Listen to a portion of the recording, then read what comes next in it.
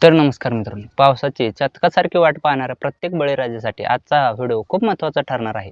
सध्या राज्यात मान्सूनची नेमकी काय परिस्थिती आहे, कुठे पाऊस झाला आणि कुठे अजूनही दुष्काळ सदृश्य स्थिती आहे. बंगालच्या उपसागरातील घडामोडींचा महाराष्ट्राला किती फायदा होणार आहे आणि सगळ्यात महत्त्वाचं म्हणजे येत्या 15 दिवसात म्हणजेच जुलैच्या अखेरीपासून ते ऑगस्टच्या पहिल्या आठवड्यापर्यंत पाऊस कसा राहील, या सगळ्या प्रश्नांची उत्तरं आपण आजच्या व्हिडिओत सविस्तर घेणार आहोत. सोबतच गेल्या 2-3 दिवसात हवामान खात्याकडून जी ताजी अपडेट देण्यात आली आहे ती देखील आपण बघणार आहोत. त्यामुळे व्हिडिओ शेवटपर्यंत नक्की बघा. तर नमस्कार, मी गणेश आणि तुमचं स्वागत आहे पुन्हा एकदा कृषी वेधच्या नवीन व्हिडिओमध्ये. तर सध्याची मान्सून स्थिती काय, तर गेल्या काही आठवड्यात राज्यातील पावसाचं चित्र खूप वेगाने बदलत गेलं आहे. जून महिन्यात मोजक्याच जिल्ह्यात पावसाने हजेरी लावली होती, त्यामुळे अनेक भागात पेरण्या रखडल्या होत्या. मात्र जुलैच्या सुरुवातीला परिस्थिती एकदम पालटली आणि मुंबई, कोकण, पश्चिम महाराष्ट्रातील कोल्हापूर, सातारा, पुणे तसेच उत्तर महाराष्ट्रात, मराठवाडा आणि विदर्भाच्या काही भागात मुसळधार ते अतिमुसळधार पाऊस कोसळला. या पावसामुळे जूनमधील मोठी तूट बऱ्याच अंशी भरून निघाली, पण त्यानंतर मध्येच पावसाने विश्रांती घेतली आणि पुन्हा एकदा उकाडा वाढू लागला. गेल्या आठवड्याभरात म्हणजेच साधारण 14 जुलैच्या आसपास हवामान तज्ज्ञांनी सांगितलं होतं की पुढचे 4 ते 5 दिवस राज्यात मोठ्या पावसाची शक्यता खूप कमी आहे. तुरळक ते मध्यम स्वरूपाचा पाऊस पडू शकतो. याच काळात बंगालच्या उपसागरात एक कमी दाबाचे क्षेत्र तयार झाले होते, जे मध्य प्रदेश, छत्तीसगड, बिहार आणि उत्तर प्रदेशवर सक्रिय राहून त्याचा काही अंश महाराष्ट्रावरही आला. यामुळे राज्यातील अनेक भागात पिकांना जीवनदान देणारा पाऊस झाला.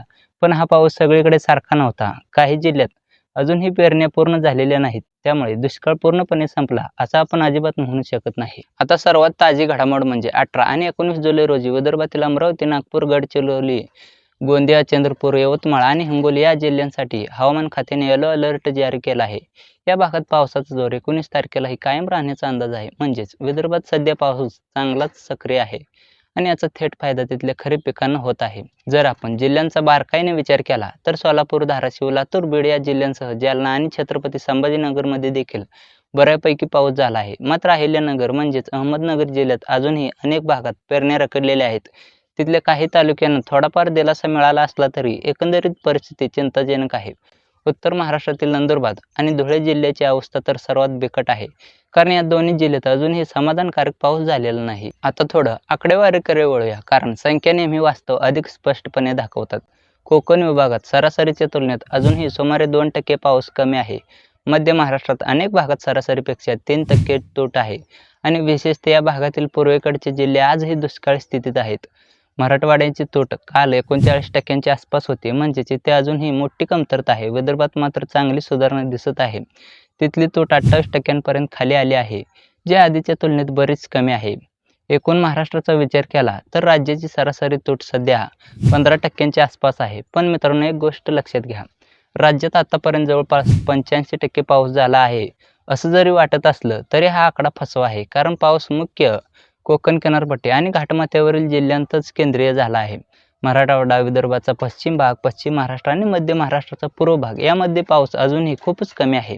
त्यामुळे राज्याची सरासरी बरी दिसत असली तरी प्रत्यक्षात अनेक शेतकरी अजूनही पावसाच्या प्रतीक्षेत आहेत. देशाचा विचार केला तर भारतात सध्या 24% पावसाची तूट आहे, म्हणजे आतापर्यंत केवळ 76% पाऊस झाला आहे. ही आकडेवारी सध्या स्थिर असली तरी पावसाचं वातावरण असंच राहिलं तर ही तूट नियंत्रणात राहील, अन्यथा ती वाढू शकते.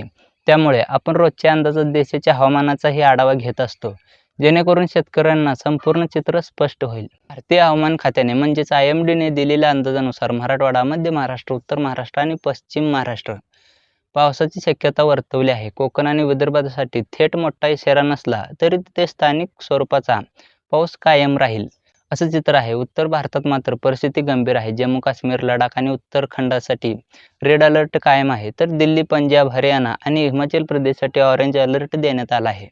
हिमालयाच्या आजूबाजूच्या राज्यात आणि मध्य भारताच्या मोठ्या भागात येलो अलर्ट आहे. आता कोकणाबाबत सर्वात ताजी बातमी म्हणजे मुंबई, ठाणे, पालघर, रायगड, रत्नागिरी आणि सिंधुदुर्ग या जिल्ह्यांसाठी हवामान खात्याने मेघगर्जना, विजांचा कडकडासह ताशी 40 ते 50 किलोमीटर वेगाच्या वाऱ्यासह मध्यम ते जोरदार पावसाचा इशारा देत येलो अलर्ट जारी केला आहे. गेल्या काही दिवसापासून कोकणात पावसाचा जोर जरी कमी झाला असला तरी उकाडा वाढला होता, पण आता 20 जुलैनंतर कोकण प्रदेशात मान्सून पुन्हा सक्रिय होण्याचं चिन्ह दिसत आहे. याचाच अर्थ असा की ज्या भागात सध्या उघडीप जाणवते आहे तिथे लवकरच पुन्हा जोरदार पावसाचं आगमन होणार आहे. चला आता तारखेनुसार सविस्तर अंदाज बघूया, म्हणजेच तुम्हाला तुमच्या भागातील नियोजन नेमकं कसं करायचं हे स्पष्ट होईल.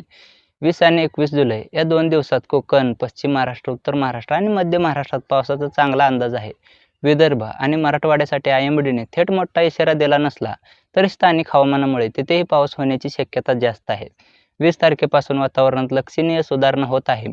लातूर, धाराशिव, सोलापूर, बीड, जालना, छत्रपती संभाजीनगरचा पूर्व भाग, तसेच नांदेड, परभणी, वाशिम, हिंगोली, अकोला, अमरावती, जळगाव आणि बुलढाणा या जिल्ह्यात पाऊस अपेक्षित आहे. नागपूर, भंडारा, गोंदिया, चंद्रपूर, गडचिरोली चांगला पाऊस राहील, तर यवतमाळमध्येही हलका ते मध्यम पाऊस होत राहील. कोकणातील सर्व जिल्ह्यात आणि नाशिक, पुणे, सातारा, कोल्हापूर या घाटमाथ्यावरील जिल्ह्यांच्या पश्चिमी भागातही चांगला पाऊस राहील. जळगाव, अकोला आणि जालना भागात स्थानिक पाऊस इतका जोरदार असू शकतो की ओढे नाले खळखळून वाहतील. 22 आणि 23 जुलै या तारखेला देशभरात पावसाचं प्रमाण वाढण्याची शक्यता आहे. महाराष्ट्राच्या उत्तरेकडून विदर्भ, मराठवाडा, उत्तर महाराष्ट्र आणि कोकणाकडे पावसाची शक्यता हवामान मॉडेल्सने वर्तवली आहे. विदर्भातील सर्व जिल्ह्यात या दिवशी चांगला पाऊसमान राहील. मराठवाड्यात पाऊस थोडा कमी होईल, पण सोलापूर, लातूर, धाराशिव, सांगली आणि कोल्हापूरमध्ये पाऊस कायम राहील. त्यामुळे या भागात काही ठिकाणी पेरणीयोग्य पाऊस मिळू शकतो. तर 23 तारखेला मात्र राज्यातील पावसाचं प्रमाण थोडं कमी होईल. पश्चिम महाराष्ट्रातील स्थानिक वातावरण मंदावेल, पण विदर्भाच्या अनेक जिल्ह्यात पावसाची नोंद होईल. उत्तर महाराष्ट्रात म्हणजेच नंदुरबार, धुळे आणि जळगावमध्ये मात्र याच दिवशी पावसाचं प्रमाण वाढू शकतं, जे या दुष्काळी भागासाठी दिलासादायक असू शकते. 24 तारखेला विदर्भात एक वादळी प्रणाली सक्रिय होईल, ज्यामुळे अकोला, अमरावती, नागपूर, भंडारा, गोंदिया, चंद्रपूर, गडचिरोली, वर्धा आणि यवतमाळ या सर्व जिल्ह्यात मुसळधार पावसाची शक्यता आहे. मात्र याच वेळी कोकणात केवळ हलका पाऊस असेल आणि उर्वरित महाराष्ट्रात पावसाचं प्रमाण कमी होईल. 25 तारखेला पूर्ण विदर्भाचा काही भाग आणि कोकण वगळता उर्वरित राज्यात स्थानिक वातावरणाचा प्रभाव बऱ्यापैकी कमी होईल, म्हणजे शेतकऱ्यांना यावेळी थोडी उघडीप मिळू शकते. 26 तारखेला पुन्हा एकदा स्थानिक वातावरणाचा प्रभाव सुरू होईल. कोकणात जोरदार पावसाची सरी अपेक्षित आहे, तर पूर्व विदर्भ आणि नांदेड, यवतमाळ, चंद्रपूर, नागपूर, अकोला, वाशिम या भागात पावसाची नोंद होईल. 27 तारखेला विदर्भात स्थानिक वातावरण कायम राहील आणि कोकणात मुसळधार पाऊस पडेल. मात्र 28 तारखेला राज्यातील पावसाचा जोर पुन्हा एकदा कमी होईल आणि फक्त पूर्व विदर्भ व कोकणात पावसाची शक्यता राहील. 29, 30 आणि 31 जुलै या 3 दिवसात पावसाचा जोर कमी होईल. 31 तारखेपासून मात्र पुन्हा थोडी सुधारणा होईल. 1-2 ऑगस्टपासून राज्यात पुन्हा एकदा स्थानिक वातावरणाचा जोर वाढणार आहे. जशी पश्चिम शाखा कमजोर होईल तसा पूर्व शाखेचा प्रभाव महाराष्ट्रावर वाढेल.